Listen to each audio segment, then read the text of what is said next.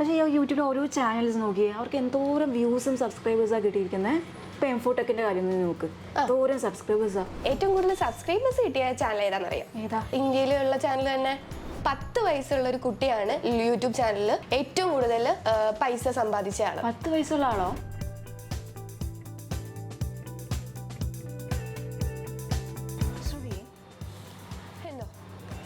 ചോദിക്കട്ടെ, ചോദിക്ക് ജിൻസി. നിനക്ക് യൂട്യൂബിനെ കുറിച്ചൊക്കെ അറിയോ? യൂട്യൂബിനെ കുറിച്ച് അറിയാത്ത ആരാ ജിൻസി ഉള്ളത്? അത് ശരിയാണ്. പക്ഷേ ഈ യൂട്യൂബിൽ ഓരോ ചാനൽസ് നോക്കിയേ അവർക്ക് എന്തോരം വ്യൂസും സബ്സ്ക്രൈബേഴ്സാണ് കിട്ടിയിരിക്കുന്നത്. ഇപ്പോൾ എംഫോടെക്കിൻ്റെ കാര്യം നോക്ക്, എന്തോരം സബ്സ്ക്രൈബേഴ്സാണ്. ശരിക്കും യൂട്യൂബ് സംഭവമല്ലേ? യൂട്യൂബ് ഒരു മഹാസംഭവമല്ലേ ജിൻസി? നീ ചുമ്മാ തമാശ കളിക്കില്ലേ ശ്രുതി? യൂട്യൂബിനെ കുറിച്ച് എന്താ ജിൻസിക്ക് അറിയണ്ടേ? ഞാൻ ചോദിക്കട്ടെ, ചോദിക്കേ. യൂട്യൂബ് എന്നാ സ്റ്റാർട്ട് ചെയ്തെന്നായിരുന്നു? 2005 സ്റ്റാർട്ട് ചെയ്തത്, ഏപ്രിൽ 23. ഓക്കെ. അപ്പോൾ ഇതിൽ എങ്ങനെയാണ് വീഡിയോസ് ഒക്കെ അപ്ലോഡ് ചെയ്യുന്നത്? വീഡിയോസ് അപ്ലോഡ് ചെയ്യാൻ സിമ്പിൾ അല്ലേ? ജസ്റ്റ് ഒരു 90 സെക്കൻഡിന്റെ വീഡിയോ ആണ് ആദ്യം ആ യൂട്യൂബിൽ വന്നത് തന്നെ. ആണോ? ആരായിരുന്നു? അതിലെ കോ ഫൗണ്ടർ തന്നെയാണ് ഇട്ടത്.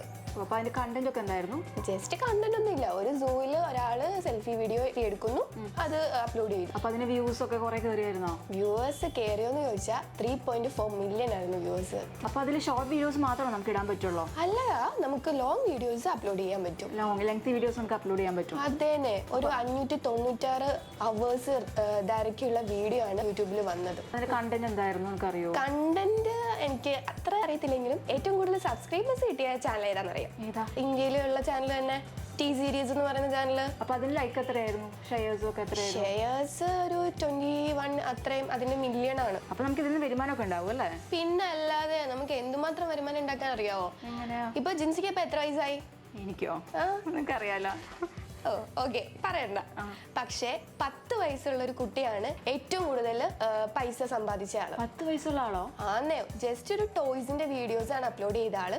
ആൾക്ക് 2021 $24 ആണ് കിട്ടിയത്. അപ്പൊ നമുക്ക് യൂട്യൂബിൽ ഒരുപാട് വരുമാനമൊക്കെ ഉണ്ടാക്കാൻ പറ്റുമല്ലേ?